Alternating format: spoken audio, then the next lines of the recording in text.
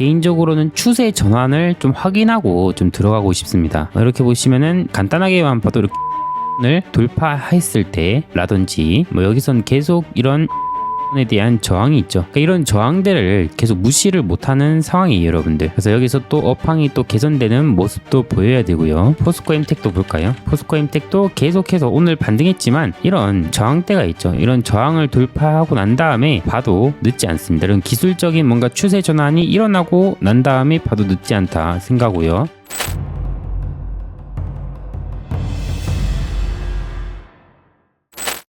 자, 먼저 제가 이번 주에 가졌던 시장에 대한 생각들을 한번 복기를 해보도록 하겠습니다. 제가 지난 VOD에서 뭐라고 말씀드렸냐면 현재 시장은 정책 기대감과 즉 상법 개정 기대감과 이런 상법 개정 기대감으로 인해서 국내 증시에 저평가 해소 기대감이 있지만 그와 동시에 기업들의 펀더멘탈 우려가 있다라고 이제 말씀을 드렸습니다. 그래서 6월 대비해서 7월 들어서 거래대금이 좀 낮아지면서 테마의 힘도 약해지고 종목별 개별 장세가 이제 나타나고 있다고 말씀드렸는데요. 그래서 이번 주에서 좀 변화는 기존 주도 섹터가 좀 쉬어가면서 바이오 섹터에 돈이 몰렸고요. 그리고 오늘 오후장 보시면 리튬 관련주, 그 다음에 흑연 관련주, 그 다음 포스코 그룹, 2차전지 이렇게 2차전지와 관련된 재료들이 오늘 날짜에서 부각을 받은 하루였습니다. 그래서 과거에 보시면은 이번 주에서 바이오 오르고 그 다음에 오늘 2차전지 강세를 보시면은 과거에 한 2024년, 2023년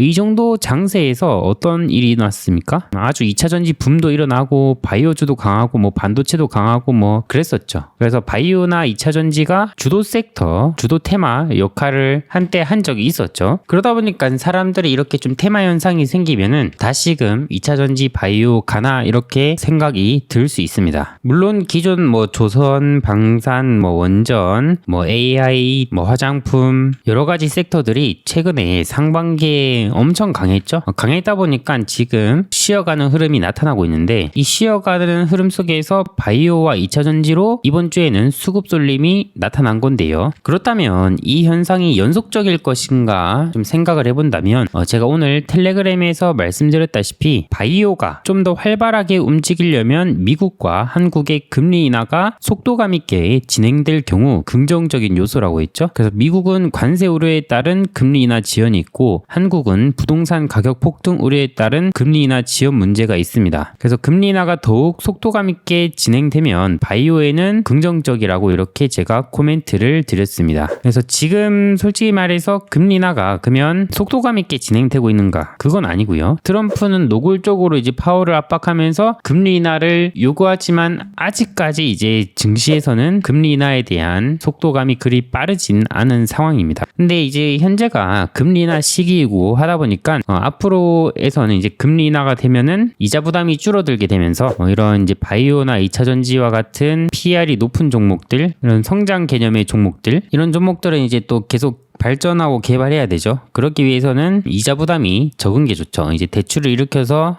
해야 되는데 이자 부담이 적은 게 좋기 때문에 이제 그런 맥락에서 2차전지 바이오가 이제 부각받는 시장 분위기가 형성되는 것입니다. 근데 아직까지 이제 그런 완전히 주도 개념은 아니고 이제 그런 쪽으로 앞으로 나아갈 수는 있다. 근데 개인적으로는 뭐 오늘 보시면은 포스코 퓨처에 뭐 이런 종목도 올랐는데 오늘 들어온 힘은 좋았습니다. 들어온 힘은 좋았는데 개인적으로는 추세 전환을 좀 확인하고 좀 들어가고 싶습니다. 이렇게 보시면은 간단하게만 봐도 이렇게 60주선을 돌파했을 때라든지 뭐 여기선 계속 이런 60주선에 대한 저항이 있죠. 그러니까 이런 저항들을 계속 무시를 못하는 상황이에요, 여러분들. 그래서 여기서 또 업황이 또 개선되는 모습도 보여야 되고요. 포스코 엠텍도 볼까요? 포스코 엠텍도 계속해서 오늘 반등했지만 이런 저항대가 있죠. 이런 저항을 돌파하고 난 다음에 봐도 늦지 않습니다. 이런 기술적인 뭔가 추세 전환이 일어나고 난 다음에 봐도 늦지 않다 생각하고요. LNF가 오늘 강했지만 여전히 하락 추세 범위 내에 있습니다. 그래서 개인적으로는 2차전지에 대해서는 좀 더 전환이 일어났으면 좋겠고 바이오를 또 보자니 바이오에서는 또 지뢰 지뢰밭들이 많죠. 지뢰밭들이 많은데 정거래 날짜 제가 오늘의 급등주로 유한양행을 공유드렸는데 오늘 날짜 이제 좀 낙폭을 좀 보이고 있는 모습인데요. 이처럼 이제 바이오나 2차전지는 이제 확 주도 테마가 될 분위기가 며칠 연속 조선이나 방산처럼 막 추세를 연속적으로 움직일 분위기가 뭐 완벽하게 형성된 것은 아니기 때문에 올랐다가 좀 떨어지고